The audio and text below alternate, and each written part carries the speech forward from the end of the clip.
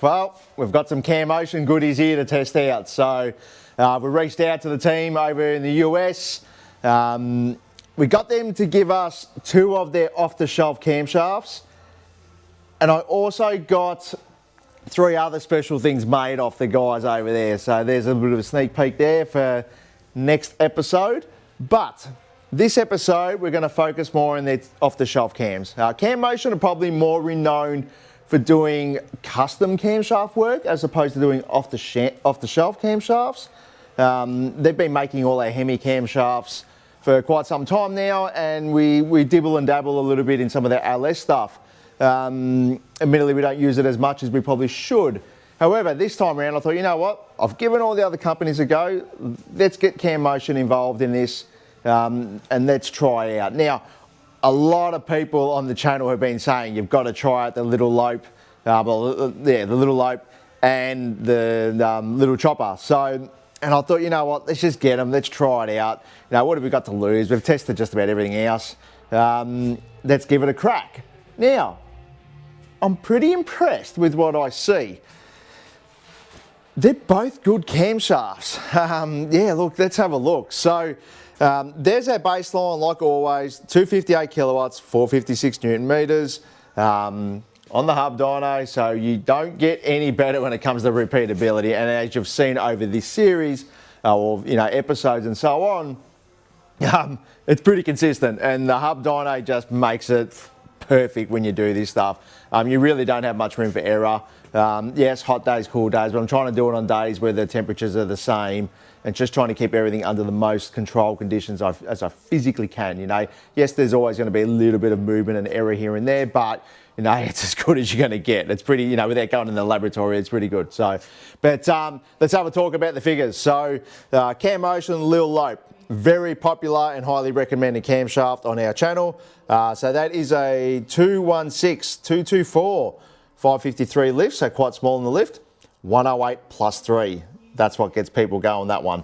So what does it do? 281 kilowatts, 503 Newton meters. Now that's pretty impressive. So let's have a look at the bottom part here. So it's making plenty of power, plenty of torque off the bottom. So as you can see, the green line is the Lil Lope and the blue line is the chopper.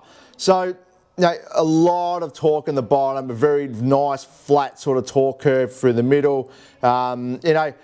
These camshafts are primarily suited or built for the trucks over in the US, so it's only natural they're focusing on trying to achieve the maximum amount of low down torque, which, to be completely honest with you, low down torque is what makes a car feel fast in the street. In most cases, a car that makes more torque in the bottom is always going to feel faster than the car that makes more power in the top end. But obviously driver dependent on how you use it. So, but yeah, as you can see, the Lil Lope makes more power, more torque than the little chopper, and it's expected because it's a much smaller camshaft. So when you come back to the little chopper, which is a 222, 232, 595 lift, 587, still on a 108 plus 3, that's picked up another sort of 9 kilowatts or whatever it is. So 290 kilowatts at the hubs, 506 Newton meters, but what you will see in the top, so the green line is the Lil Lope and the blue is the chopper. So from about 5,000 revs, which is here, you can see where the chopper starts to come on, and it holds it all the way to like 6,400 revs. So, it's only natural. It's going to make more power in the top end, and it's going to hold the torque on longer. But what happens in the bottom?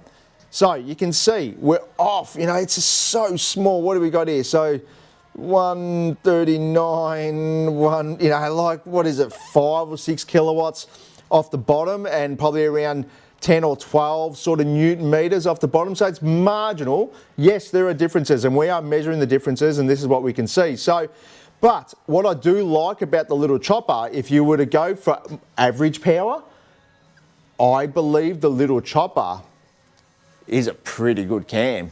It's probably something I might recommend to a few people depending on the application.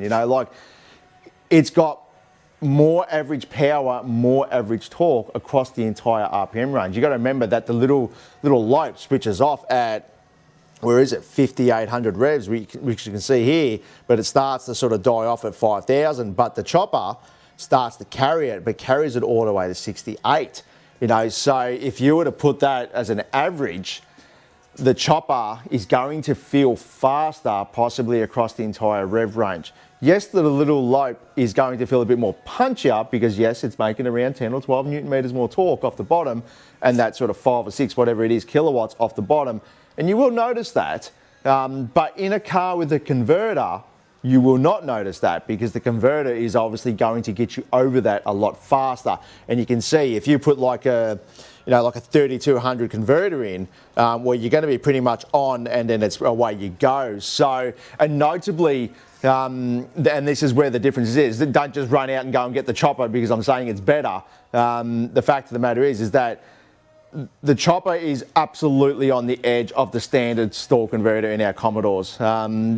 Could I put a tune-up in it to get you away with it? Possibly, yes, but it'd be mandatory that you put a converter in it later down the track. I'd only do it if you were telling me you're going to put a converter in, you know, in a month's time or whatever it is. Then I'd say yes, you know, go ahead and do it. But if you don't want to change your converter, then your option is to stay with the Lil Lope, because the Lil Lope works perfectly fine. It's got 61 kPa at idle.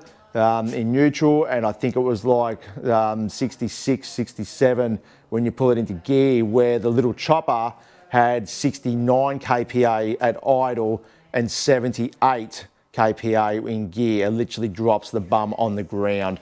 So it does need a converter. So if you're sitting here going, I've already made my mind up because the chopper's got better average power, but no, I don't want to put a converter in, the chopper's not for you. You need to go the Lil Lope. The Lil Lope is more friendly with the stock converter. But if you're going to put a converter in it, then you are going to go for the chopper, because once you get on the converter, it's going to just do that torque multiplication. It's going to be on. You won't notice anything off the bottom, and you're going to be singing, holding power the whole way, and you're going to be able to buzz it to 6800 all day of the week. Now, that will be a fun car to drive in the street. It will be really good, and it will feel just as powerful as the ones that are making 300 odd kilowatts. So don't be fooled that you have to make more power on the top end to have a faster car. So, and you will say over this series, I do focus a lot on what happens in the bottom, but it's all about finding the holy grail of average power and average torque. And you want something that makes the maximum amount of power on the bottom, but also makes the power on the top end. And you do have a compromise from top to bottom, but if you can get that scale, you know, to sort of, you know, lean a bit, and you get the best of both worlds, then you got a winner. And I'm impressed with this chopper. It has actually, yeah, I like it. I think it's a great cam. I think you will like it if you're thinking about using it. I think you're going to make the right choice, absolutely. And if you've got a manual car, well, it's a no-brainer. You know, put the chopper in it. But yeah, thanks for watching. I think I've covered everything in this video in the sense of what I'm trying to achieve here. The guys at Cammotion have been great to deal with over the years, and you know they certainly have delivered with these two camshafts. So thanks to the guys there if they do see this. Thanks for the t-shirt. I love a t-shirt. But yeah, so next week's episode will be the 3 custom camshafts that we got them to build for us to try out. So that's a sneak peek of what they are. I will be making that video. I'm a little bit under the pump at the moment with work. It took me a little bit of time to actually make this video. So I'm going to try and get the next episode out over the next 2 or 3, maybe 4 weeks. Don't shoot me if I don't get them done. I'm just, yeah, we're flat out with the workshop and getting closer now to Christmas.